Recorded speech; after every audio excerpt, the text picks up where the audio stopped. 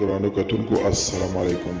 زه محمد سلمان همدرد د حق غږ پښتو چینل خبري لنډیز کې ستاسو کوربه او ستاسو په امر اړوند د مهمو خبرونو لنډیز.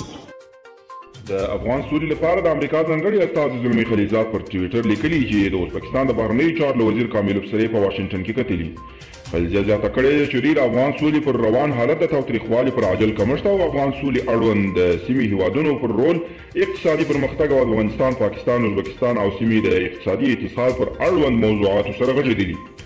خلیلزاد زیاته کړې ده چې دوی به په نږدې وخت کې د دې سیمې د اتصال، تجارت او پرمختګ لپاره یو مقدار پیسو پانګونو په اړه اعلان وکړي چې پر اولیتونو به د لوړپوړي امریکایي، ازبکستاني، پاکستاني او افغان چارواکي بحث او خبرې وکړي. مایکرون وایي د فرانسې مسلمانان باید جمهوري ارزښتونه قبول کړي.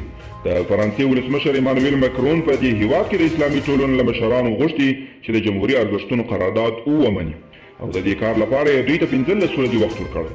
په دغه قرارداد کې راغلي چې اسلام یو سیاسي خوځښت نه بلکې یو دین دی. قرارداد همداراز وایي چې په فرانسه کې د شته اسلامي ټولنو او ډلو په چارو کې باید هیڅ ډول بهرني لاسوهنه ونه وي.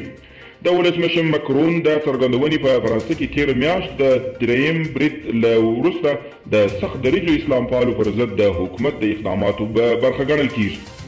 سرچینې وایي د بین الافغاني مذاکراتو مرکزي پلاوي ترمنځ د مذاکراتو طرز العمل تر نهایي کېدو وروسته د کابل حکومت مذاکراتي پلاوي مشر معصوم ستانکزی د نورو مشورو لپاره کابل ته راغلی.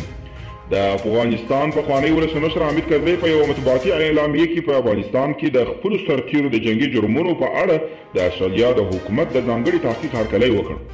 هغه وویل چې د بمباریو او شپې عملیاتو سره د هغه مخالفت ورته د جنایاتو له امله و. او پامپیو وایي موږ په سیمه کې د ایران د ګواښ سره د مبارزې لپاره کار کوو.